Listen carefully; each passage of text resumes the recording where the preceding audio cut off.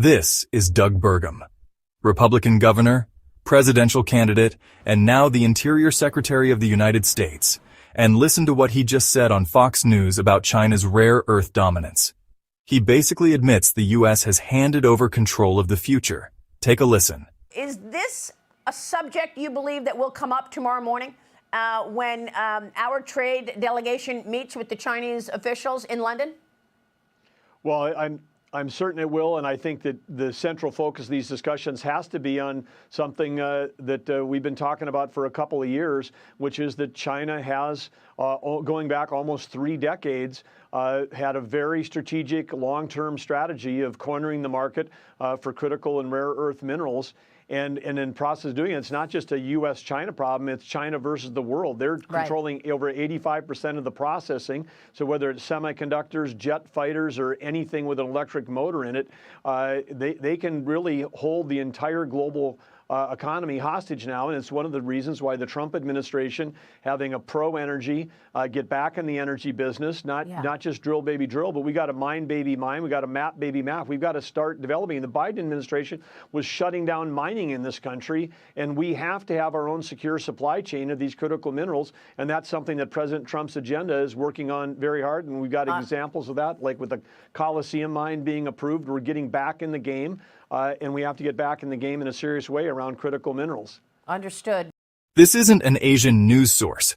That's literally Fox News itself, the biggest propaganda machine in America, admitting that it's China, not the U.S., that holds the cards, and they're panicking. The Interior Secretary Doug Burgum came on there and admitted what China figured out 20 years ago, that whoever controls rare earths controls the future. Rare earths power everything, from weapons to satellites to advanced defense systems, and not a single one of them works without it. Your entire defense industry complex literally relies on them, and you decide to piss off the one country that has a total monopoly of that? China controls 90% of global processing for rare earths. Not mining, processing. That's where the real power is.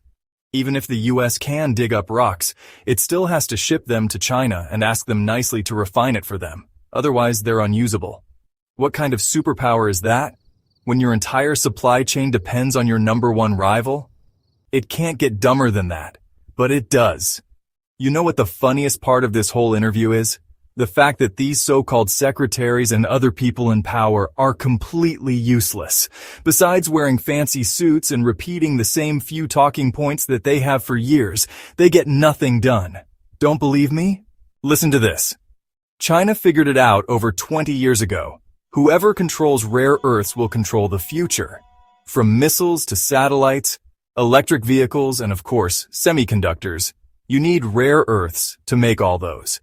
And take a guess what happened? They got to work immediately. While the U.S. spent the last 20 years spending trillions of dollars to bomb the Middle East, China went from an irrelevant country to the superpower it is today, and made even more plans for the future. They built the entire supply chain, refineries, labs, rare earth zones, from the ground up. They got it done, and the whole time they didn't say a peep, just straight work. And the U.S., they've been talking about rare earths for years now, and they still haven't got anything done. Don't believe me? Just search it up. Fox News clips from 2017. Promises, bills, panels. And what happened? Nothing. No action. No refineries. No processing capacity. Meanwhile, China kept building.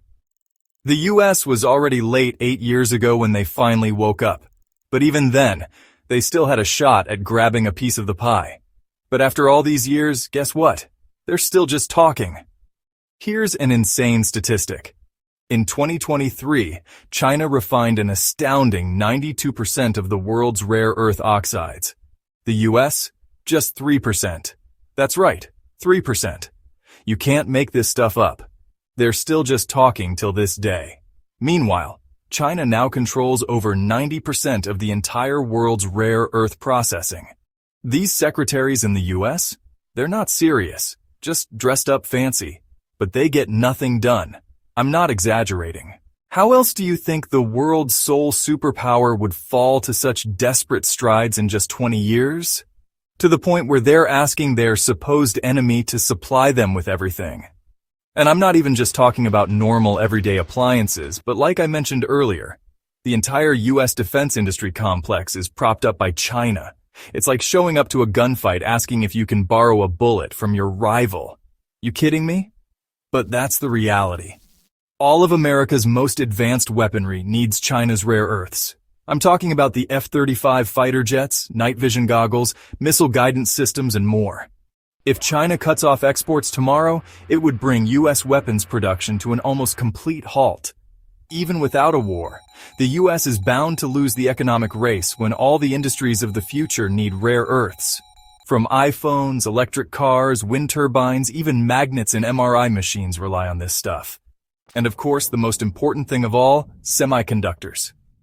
Semiconductors, which are used in every technological thing you could possibly think of, need rare earths. So you tell me, how can the US even try to compete in the coming future at this point? Without rare earths, even without a war, their economy is bound to fall behind. Just like Europe's did by clinging to old technology and not advancing with the times. And this is just one piece of the puzzle. Rare earths are the power source of the future, and China owns them.